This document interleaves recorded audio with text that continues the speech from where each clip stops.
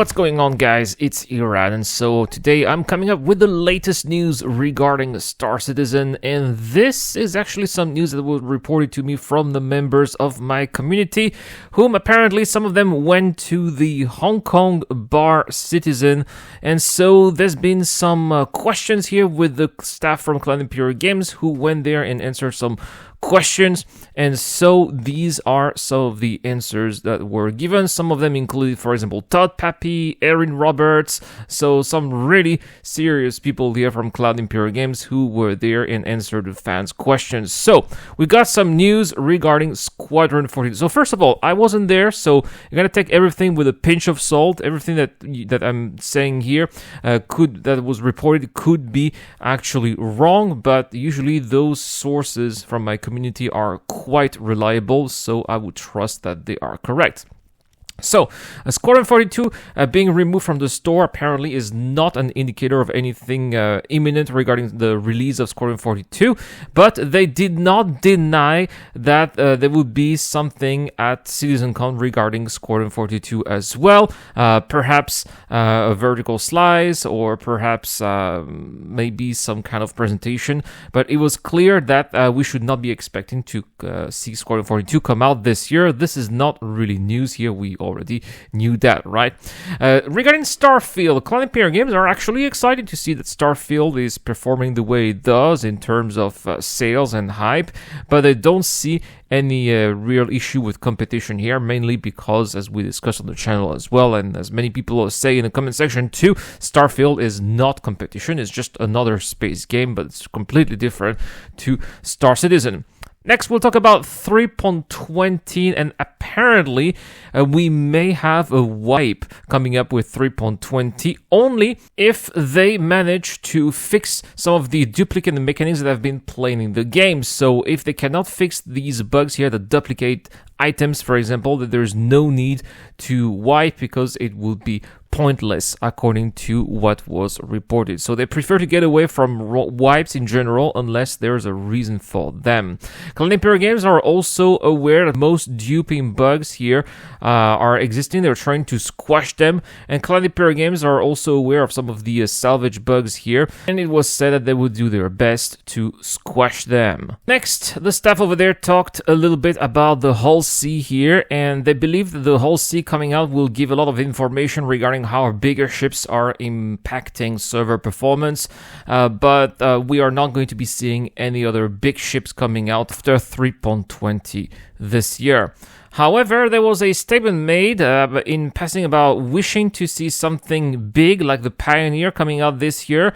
And the comment made was like, we should really come to CitizenCon this year, and they think that we will be happy if we are interested in the Pioneer. So probably, I think that we're going to be seeing at least something regarding Rastar. Hey, who knows? Maybe the Pioneer is one of those secret ships that they're developing, right?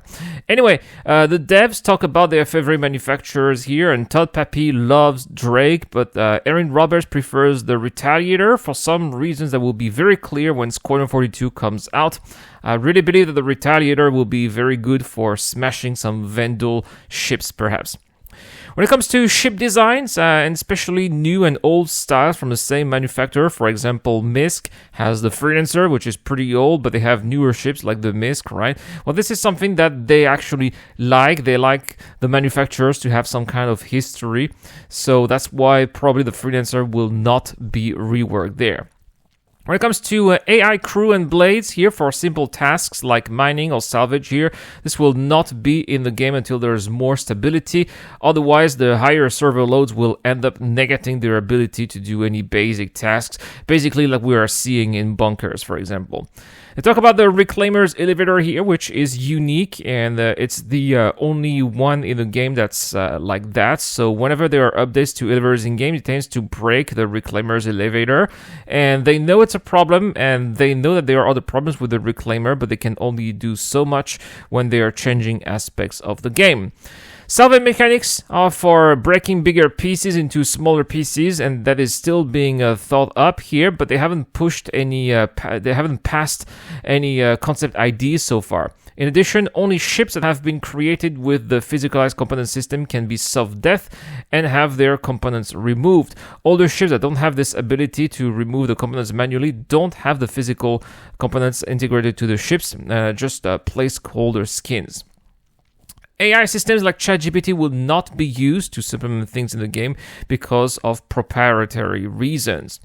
When base building comes into the game, it will be something more similar to Fallout 4 when it comes to the prefab house system, for example, or probably similar to Starfield, right? So it's not like you're going to have to use panel by panel, but more prefabricated parts that you'll be putting here. The thing that base building is very important because they want to have people creating bases, but this is not going to come out until around when the Nix system will come out here. So when Paro will be coming out, there is not going to be any base building yet. Different system, when they come out, will have different themes, and Cloud Imperium Games will expect that the way each system looks and acts will reflect on the theme of the system as well as when it was created. This expectation is that Stenton will feel old and safe compared to the harsh and dangerous Paro, while Mix will feel more off-grid and like a great place to have a little homestay, for example. Pyro still needs server meshing, so we've talked about it many times, right? And we're not going to see Pyro until we have server meshing. Smaller side missions will be given at some point once there is more stability and also server meshing. Eventually, bunker missions could have multiple parts, including where you need to first destroy air assets before going into a bunker on the ground and secure stuff, with also reinforcement coming to try to relieve of their colleagues, but no time frame has been given there. When it comes to the art aesthetics for different cities, especially human cities, these are inspired by their in-game lore with a lot of tie-ins to Section 2 current-day Earth. Hong Kong was especially mentioned for making Area 18 and Loreville alleyways and advertisements. However, as alien lore and aesthetics get built out, we'll see more amazing alien architecture eventually one day. When asked about why they don't release specific systems and allow players to navigate either by a menu or a loading screen, the response was simply, that's not how we want it to do. We want to get server meshing figured out so that we can start to roll new systems. So we're not going to have any loading screen to go from one system to another. When follow up here, they were asking about how many systems, and the response was, well, we want to have Pyro and Nix as soon as possible, but we haven't built too much into other systems yet. When it comes to land beacons that are owned and can be sold in games here, or the land that the beacon claimed can be sold as well, but players will not be able to claim land themselves and sell it officially to others, as the other types of land claims here are recognized come from the UEE. There will not be any player ownership of stations as well. Players can control stations, for example, if they can blockade a station, but the idea of owning a station is not going to be happening, unfortunately. However, players will be able to own their own houses. That's definitely going to be a thing. Like, for example, they will be able to own an apartment here. But because of server instancing and meshing here, we are not going to have this until it's eventually there, right? But also, they did say that thanks to server meshing, people will actually have their own flat with their own number in a tower here. And because this will be instanced here, basically each of these flats will be their own server, apparently, from what was said here. So players will also be able to own multiple housing units in the verse. Next, Theaters of War was mentioned here, and the assets from Theaters of War is not going to Arena Commander, and basically they did admit that Theaters of War was shelved. That's not much of a surprise. The 600i rework here is still being considered, but it's not on the tracker here because it's taken a seat back to many other things. Also, there was another discussion regarding the economy, and especially the effect that the whole sea will be bringing to the economy here. And they did say that some ships are considered haulers, while some are considered delivery ships here. And delivery ships are basically ships that are inside, that operate inside a star system, where haulers will have interstellar capacity here. Apparently, Todd Papier did say that he didn't see the whole sea as interstellar, which they thought was strange here. But to make it short, apparently they still don't know how the whole sea will affect the economy yet, so probably they have a wait and see type of approach here.